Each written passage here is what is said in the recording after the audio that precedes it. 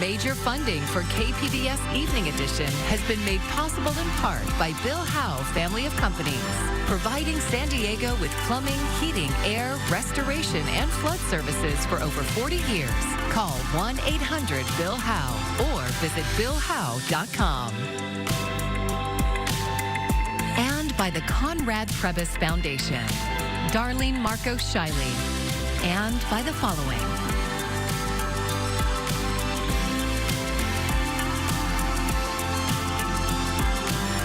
And by viewers like you. Thank you.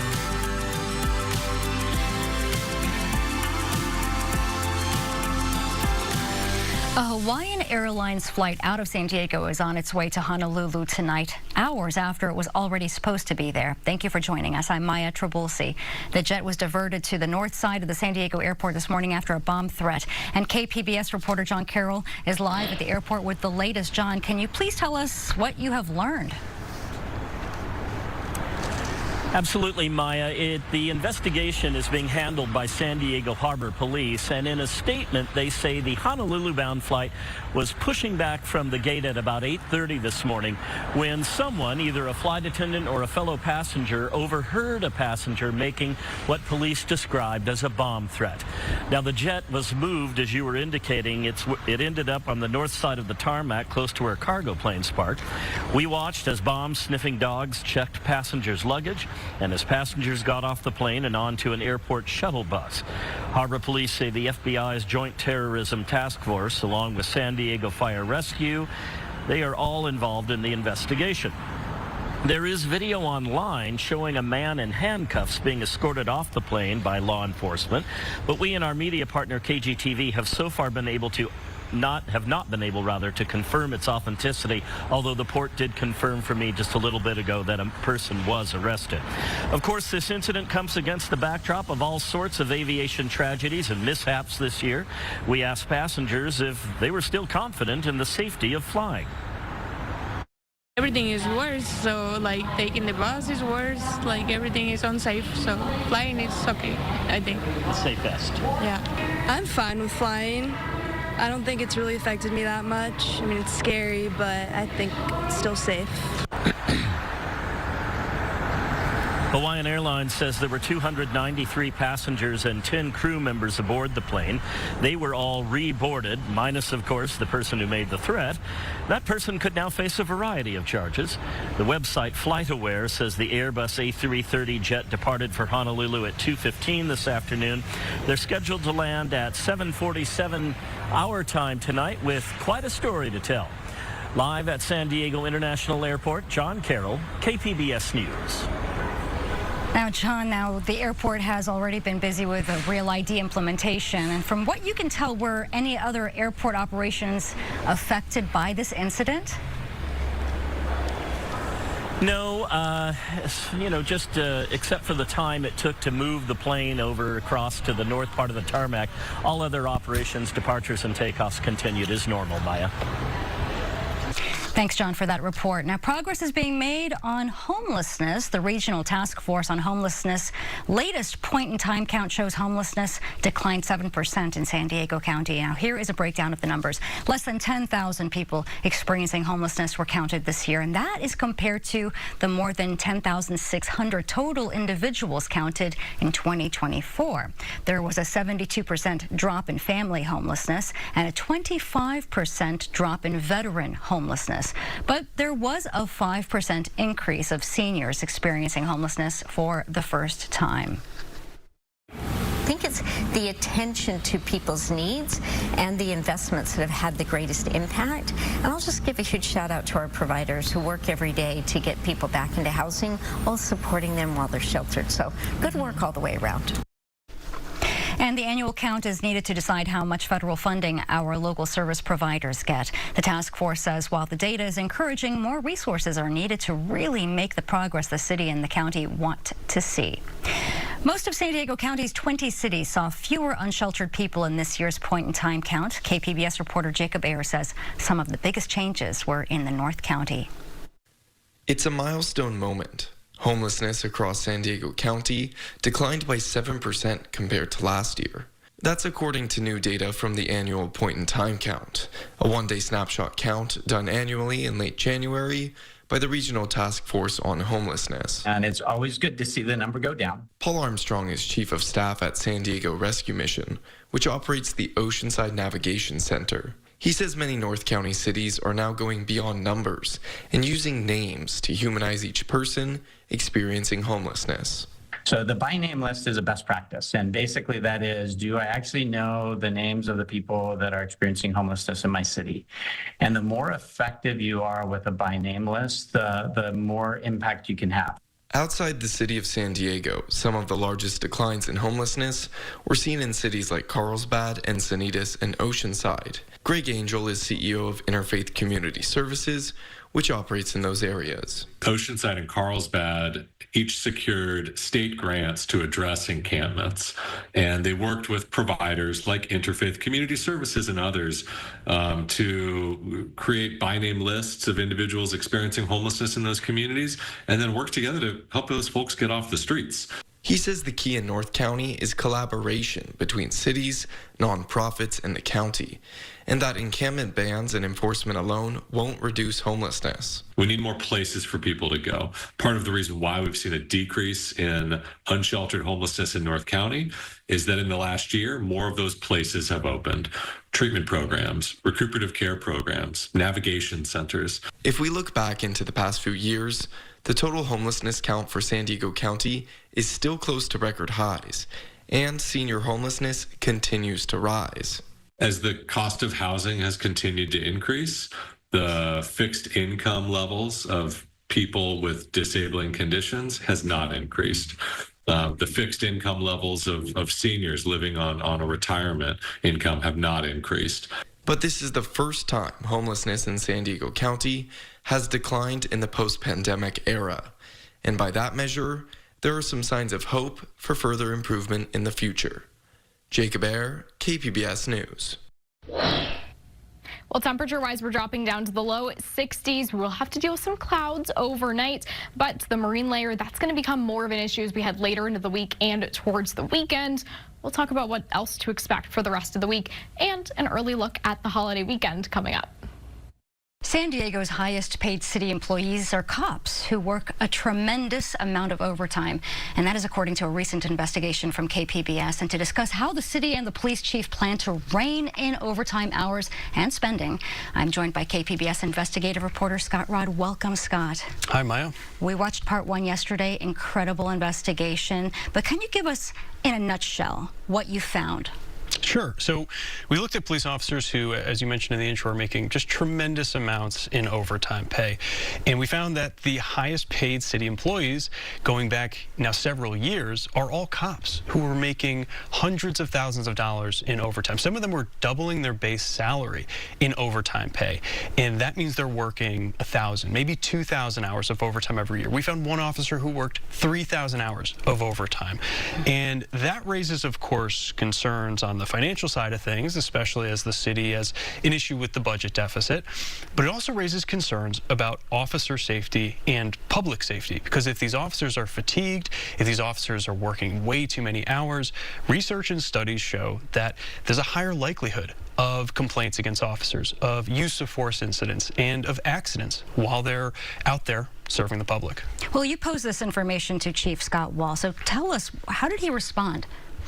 Well, you know, he said that the reason for the overtime, and he actually described overtime as the department's lifeblood. So he really emphasized that overtime is important for them. Overtime is essential for them to respond to calls, to meet just their basic obligations. And he said that the reason for all of this overtime is because of vacancies.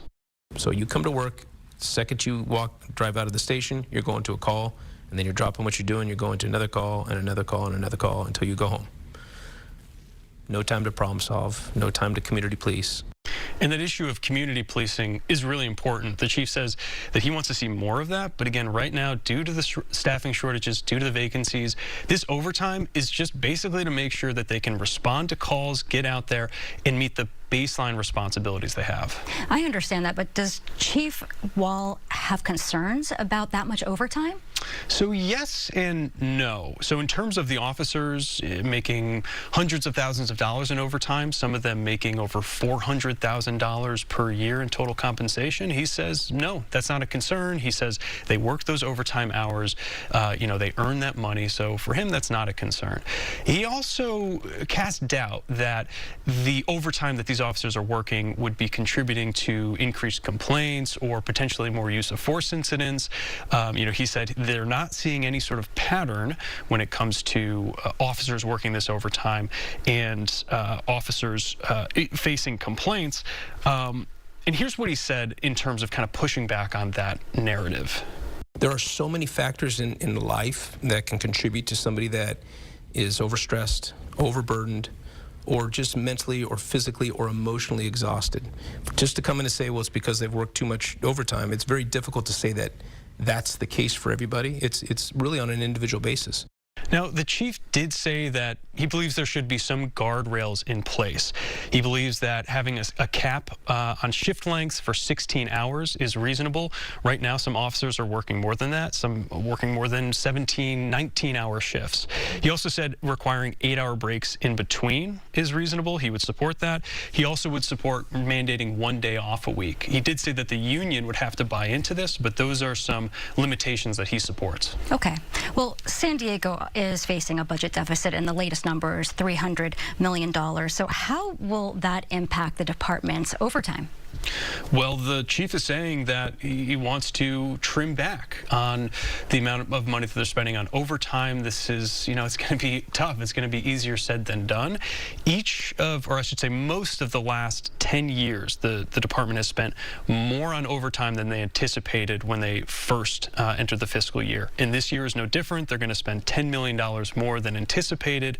So reducing that spending will be difficult. One way that the chief hopes to do that, not only next year, but in the coming years, is to hire more civilian employees. And this is what he said on that. I went through a reorganization when I took over here. I really am trying to bring the civilian staff in to run the business side of this organization, if you will, and get officers out in the field doing police work. Our civilian employees help keep this place running 24/7. So this push to get more civilian employees, they can handle things like records management, some outreach to the community. That might be difficult considering the city is facing such a big budget deficit. It may be hard to make those hires. He's hoping to see that in the coming years. In the meantime, though, he is proposing some of those trims to overtime. The city council pushed back and said, well, we're not so sure about that. We don't want that to impact public safety. But Mayor Todd Gloria's final budget proposal did keep those overtime cuts. Well, we look forward to more from you, Scott Rod. Thank you so very much. We appreciate this hard work. Thank you.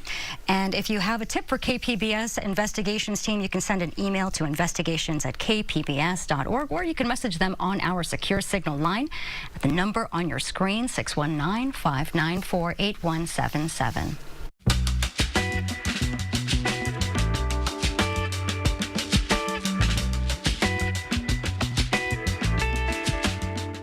Although local Republican and Democratic parties usually look to national parties to set positions on issues, it is local leaders who get to pick and choose which ones they like and which ones to toss. KPBS's Amitha Sharma spoke with Corey Gustafson and Kyle Crale-Frolander from the San Diego Republican and Democratic parties, respectively, to get their take on President Trump's first 4 months in office. Corey, the San Diego Chamber of Commerce says the Trump administration's tariffs on foreign goods and the promise of more have created uncertainty and could potentially devastate the local economy, creating empty shelves, supply chain issues, layoffs. How do you view these tariffs? Well, look, I think number one, tariffs from the perspective of the Trump administration are about national security. We have a tremendous inflow of fentanyl coming in over our southern border, and what we've seen under the Trump administration already is a 97% reduction in illegal immigration. We've seen him take the first narco-terrorism charges against drug cartels that was just issued in the San Diego courts last week. Because President Trump made the cartels into terrorist organizations. Kyle, the administration says the goal of these tariffs is to return manufacturing to the United States, a process that some economists say could take up to 15 years. What are the realities of the Trump administration's tariffs? These tariffs are only going to be a tax on the American people, increase prices yet again, and squeeze us out even more. We have a binational economy here in San Diego. Tijuana and San Diego, and of course, Mexico and the United States are two of the closest trading partners. And if you increase tariffs, you're only going to drive down business and reduce investment on both sides of the border and hurt working people. So, Corey, talk to me about good, high-paying manufacturing jobs you think the Trump administration could actually bring back to the United States, especially San Diego. So far, the Trump administration has brought $5 trillion of new investment in the United States. That includes $500 billion from Apple, $500 billion from SoftBank, and $500 billion from NVIDIA. So these are the definition of good-paying jobs. So this is a tremendous amount of investment coming in the United States because everybody knows around the world that in America under Republican Trump politics is going to be better for business than the Democratic Party. Kyle, I want to pivot very, very quickly to the local San Diego County Board of Supervisors race. This is a race between Chula Vista Mayor John McCann and Imperial Beach Mayor Paloma Aguirre. This is to fill the District 1 seat. How do you think what's happening in Washington, D.C. right now affects this local race? Well, we're really lucky we have an amazing candidate in Paloma Aguirre.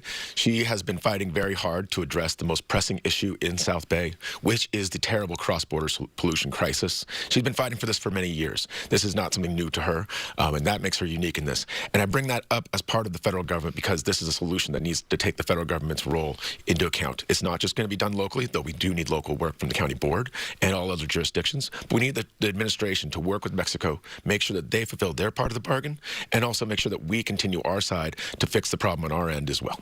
Corey, if McCann wins, Republicans will once again have a majority on the San Diego County Board of Supervisors after a multiple-year hiatus.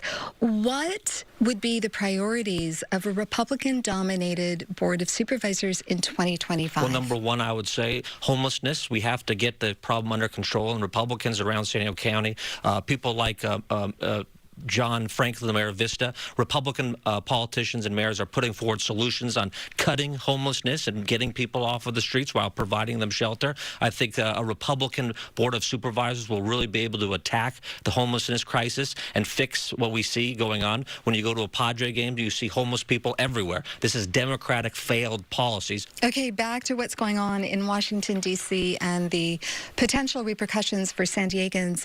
Kyle, close to 1 million people are on Medicaid in San Diego County. The House GOP is proposing sweeping cuts to the program.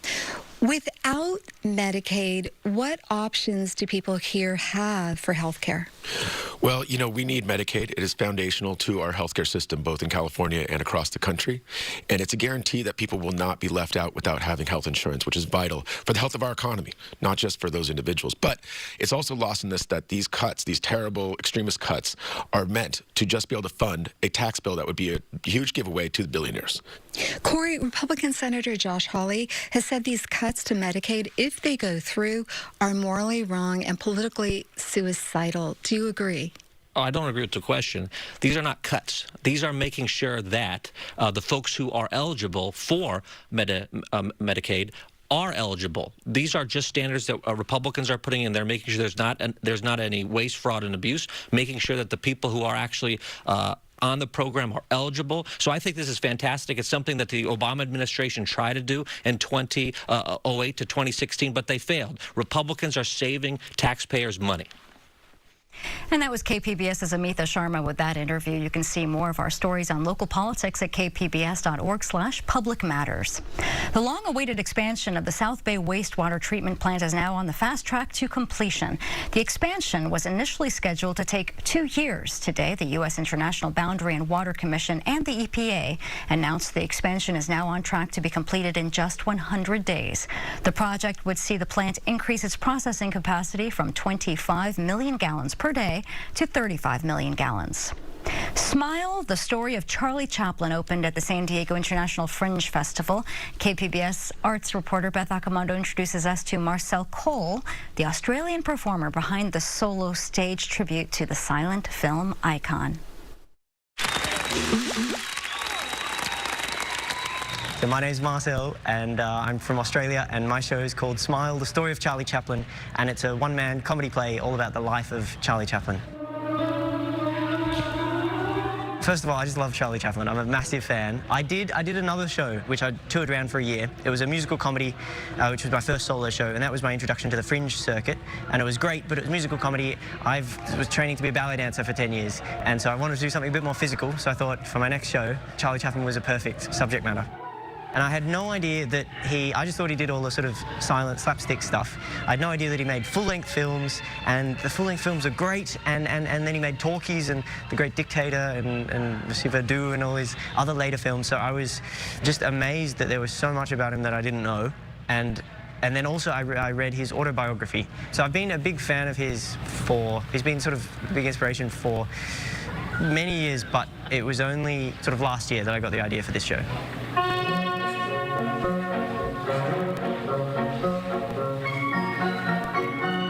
Pressure is brilliant. You sign yourself up for a Fringe show about 6 months in advance. All the festivals work sort of a 6-month schedule. You sign yourself up, and because there's the pressure, like they say, sort of pressure makes diamonds, and I never really understood that until doing my Fringe shows, and I realized that you can have an idea for a show and it'll never go anywhere until you lock it in. You lock in a performance date, and then that makes the show happen.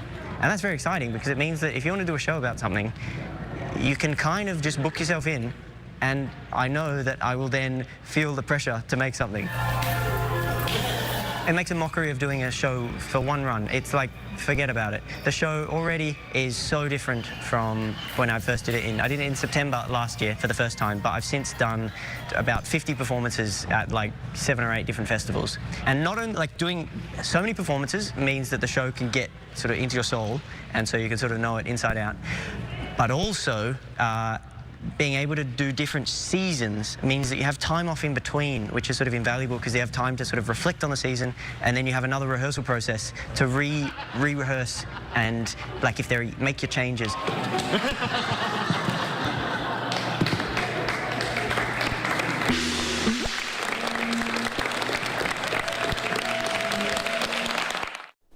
And the profile of Fringe artist Marcel Cole was produced by Beth Accomando. San Diego International Fringe Festival continues through May 25th at multiple venues.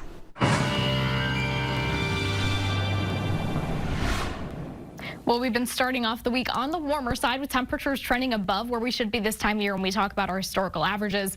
We'll talk about how long that's going to last, because yeah, not through the holiday weekend, unfortunately, but that really just brings us back to right around where we should be this time of year. And I mentioned that marine layer, that is going to deepen later into the week, so we'll have more of the low clouds and some fog that we'll be dealing with. Let's talk about tonight, though. We're in the 50s in Oceanside and Escondido, 60s for San Diego, 50s for Mount Laguna there. Further inland, not really dealing with the clouds. That is just an issue along the coast, with that marine layer especially being an issue. As we look ahead to tomorrow, mostly sunshine for a lot of us. We're in the 80s in Escondido, 90s for Ramona there. San Diego in the mid-70s, Mount Laguna, and we do see Borrego Springs in the triple digits. Yeah, we've reached that time of year. Let's take a look at your 5-day outlook on the coast. We're going to continue to see warmer temperatures as we head throughout the next couple of days, but you can see Thursday, that's already starting to trend downward. We're in the low 70s by the time we get to the weekend, but again, that's closer to where we should be this time of year when we talk about those historical averages. Further inland, we deal with more of the clouds Thursday and Friday. We're in the upper 80s for your Wednesday, but then we get back to the 70s by the time we get to Saturday and Sunday. But overall, not too bad for the holiday weekend. In our mountain regions, we are seeing plenty of sunshine throughout the week, some clouds, especially Friday and Sunday. But temperature-wise, we're going from the 70s on Wednesday down to the upper 60s Sunday. So bouncing around a little bit here, a little bit of a roller coaster.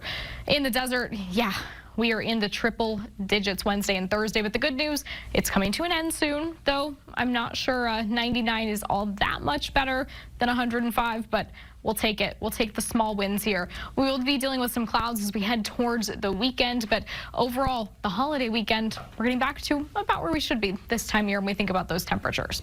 For KPBS News, I'm AccuWeather's Anna Azalian. And here is another look at today's top story. Some passengers went through quite the ordeal today at San Diego International Airport after a false bomb threat delayed their flight to Honolulu. A man was arrested after he was overheard making what police say was a bomb threat shortly after boarding the Hawaiian Airlines flight this morning. Afterwards, the flight was diverted to the north side of tarmac, while passengers were then escorted off of the plane. And then hours later, the flight was reboarded and is scheduled to land in Honolulu tonight.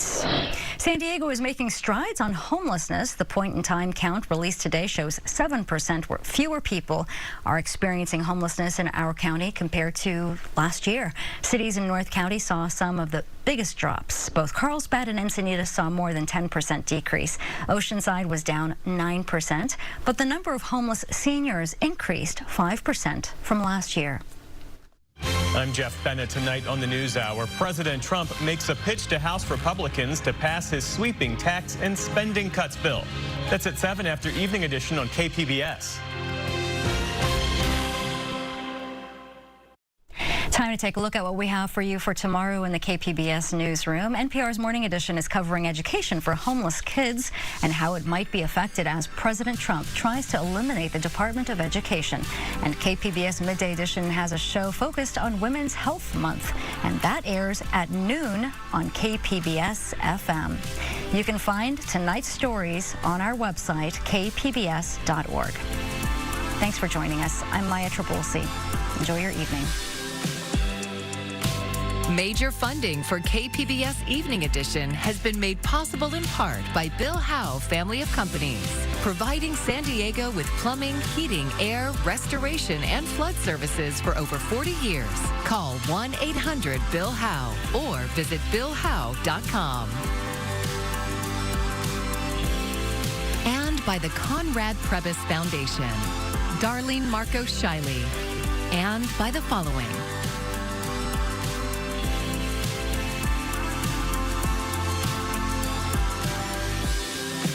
By viewers like you. Thank you.